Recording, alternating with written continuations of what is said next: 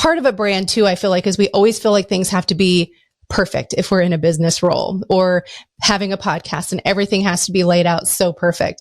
And there's no such thing as that either. I think, I would like to say part of my brand is that I like to be a goofball, but I think so many people they see me in my business role. And so they see me as this woman who does color and style and owns the boutique or whatever the things are.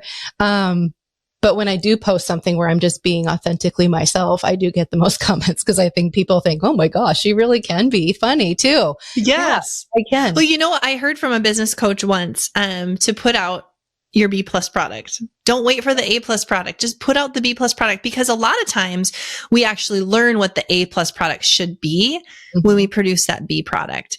And we wait and we wait and we wait for something that's perfect, or the perfect time to close something, or the perfect time to launch something.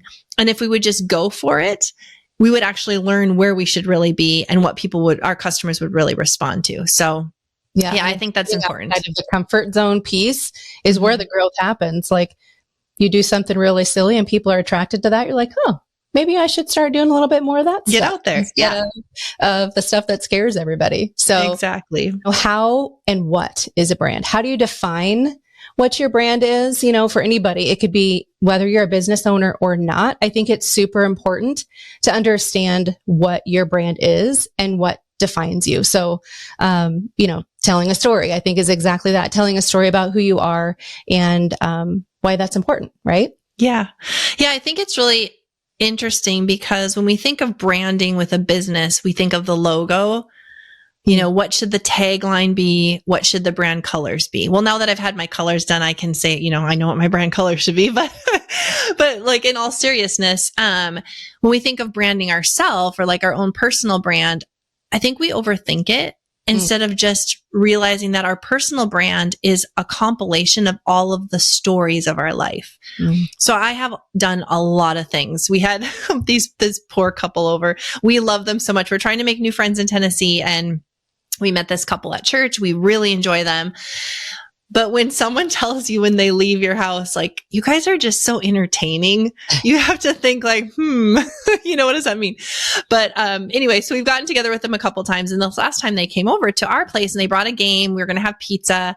We never got to the game because they asked a question about something in my yard. And it prompted me to tell them the story of how it came from my grandma's yard and the story behind it. And oh my goodness, that's crazy. And then I've done this and I've done that and started telling all these things. And I had little actual things to prove my story. So I was telling them, like, I started a knitting business when I was, 14 or 15. And I pulled out the little sweater. So I'm like, I really, truly did. Cause here's, because all of these things start to sound so crazy.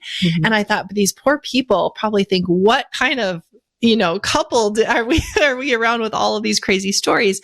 But that's just part of who my brand is and who I am. And so being comfortable in that, like, yes, I've done a lot of crazy things. It doesn't make me more or less important or special than anyone else. It's just who I am. And it's part of my story. And that might resonate with some people and it might not resonate with others. And that's okay. Instead of overthinking how to craft the brand. What is Ciera? Ciera is just a mom, a wife, a speaker, an author. I love to read. I want to learn. I'm trying triathlon in my 40s. Like, that's all of who I am. And that works for some people and it doesn't for others. And that's okay. Yep. And being able to share your story so that other people get to know you so that they can know and trust you to then hopefully hire you to help them. Yeah.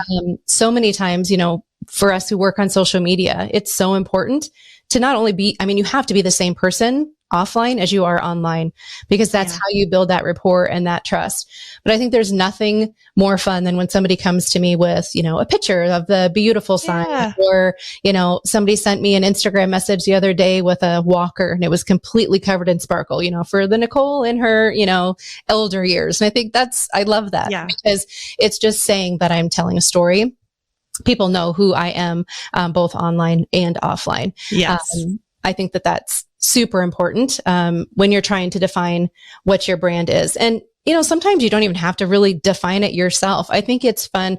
We've done those color blocks on Facebook, who or what do you think of me? Or what do you think of when you think of me? And I think it's kind of funny to see some of the responses that people share. Cause I'm like, I never thought about that about myself, but but thanks. Now I'm going to do that more. Exactly. Yeah. And let other people figure out who you are. And if that makes sense, and, especially if you're offering coaching, consulting, any type of business education, letting the people that feel like they resonate with your personal brand come to you. And if people don't, then that's okay. Like, I know I have a very particular style. It works for some people. It doesn't work for others. I'm fine with that.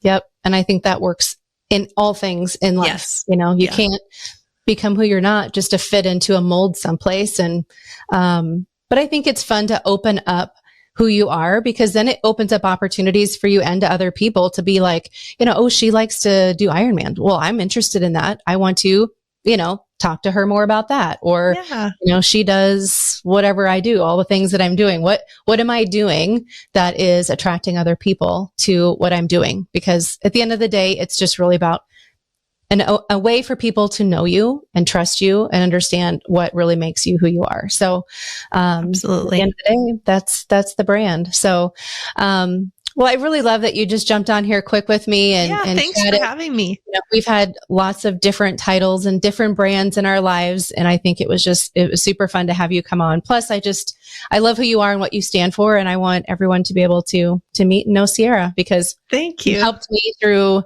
the last 3 years of success, and then to the final day of, helping me make that big decision, which was to close the boutique. So as I navigate through, who is Nicole today, it's scary, but I know I made the right decision, and I give a lot of that thanks to you. So. Oh, thank you. Well, I've always really enjoyed your enthusiasm, how much you are a cheerleader for other women in business.